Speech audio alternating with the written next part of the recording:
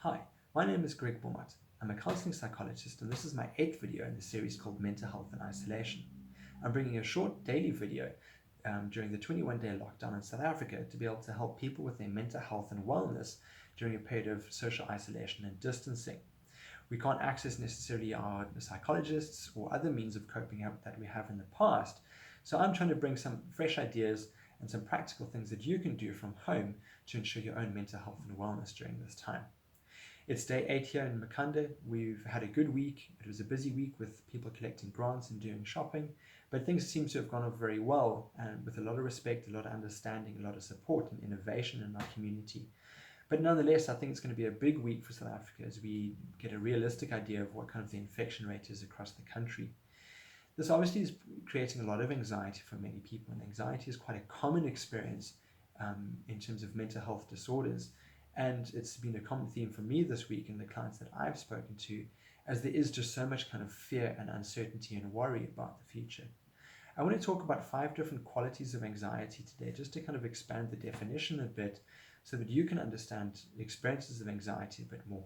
And as I've said, do some practical things in response to it. So the first and obvious quality of anxiety is about fear. And fear is very useful because it tells us that there's danger. And where there's danger, we actively step away.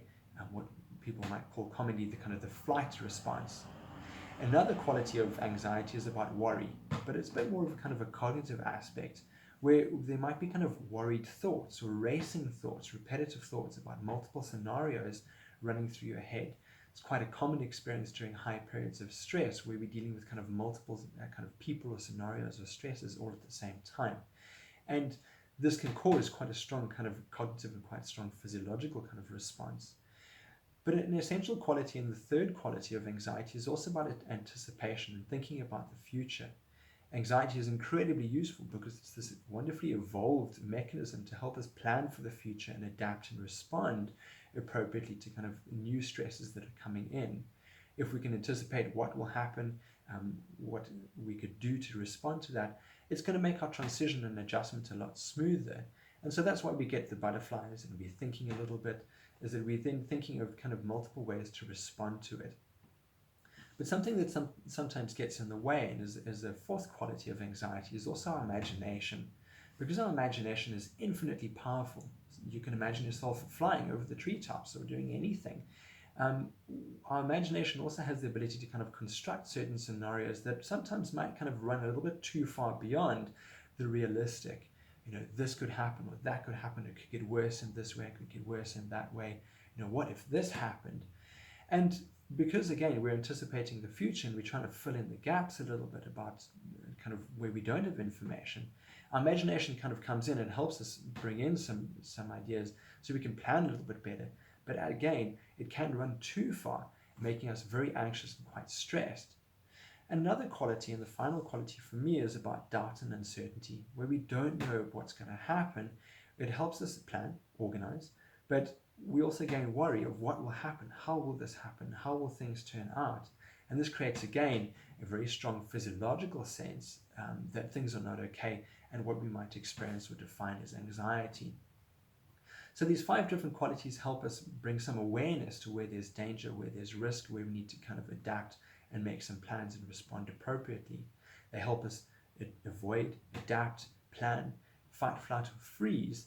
But sometimes these messages become too strong and too distracting and too distressful that then actually kind of we can't function as we might otherwise normally would like to and perhaps need to in moments of kind of stress or worry or high demand. So I want to talk about just a few little practical things that you can do to be able to kind of reduce your own stress and anxiety at home. One of my previous videos, I've covered the 4-7-8 breathing technique, which is 4 counts in through your nose, hold for 7, and out for 8. A very strong focus on kind of the physiological sensations, tickling your nostrils, down your throat, chest expands, and holding, and then expressing out. I like to get people to kind of listen to the sound and the sensations so that they're focused on that. And it's a lovely way to be able to distract away from kind of worried or anxious thoughts, and as well as being able to reduce your heart rate, reduce muscle tension, and get you a little bit more grounded and present in the moment. Something else I want to talk about is about talking. That's why therapists are here. It's something that we're very good at, is actually creating a space where people can talk and unload and unpack some of their thoughts and some of their feelings and anxieties. So I wonder if maybe you can try and find people to talk to, family, friends. Online platforms are very useful. Maybe you can write a journal. Writing therapy is becoming increasingly common. It's a lovely way for people to be able to physically, mentally, and emotionally express themselves. Taking time out is also important. We must unplug from the media and the messages and the fear that's happening around our society at the moment, because being constantly worried, constantly anticipating, constantly experiencing stress and danger is not very good for us, and it can have very negative emotional, psychological, and physical consequences for us in the long term. Where people experience anxiety for a long time in a prolonged stressful environment, we often see depression as a consequence. So being able to react now and being proactive to reduce anxiety is often quite a good thing in the long term. So the final thing is to be able to do some physical activity. I had run up and down my street today.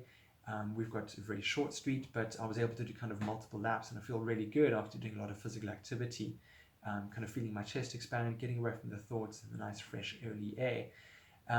So try and find a way to do some physical activity. Being able to release that kind of tension, anxiety, and stress physically is a wonderful way to be able to cope with anxiety in the short term. So there's a lot more to come. I'll give some more practical ideas and some more insights. But if there's more that you'd like to know or you have any comments, please contact me via DM, via email, or jump into my website at wilmotpsychology.co.za. And I look forward to hearing from you soon. I hope that you all have a good weekend ahead, and best wishes to you. All right, cheers then. Bye.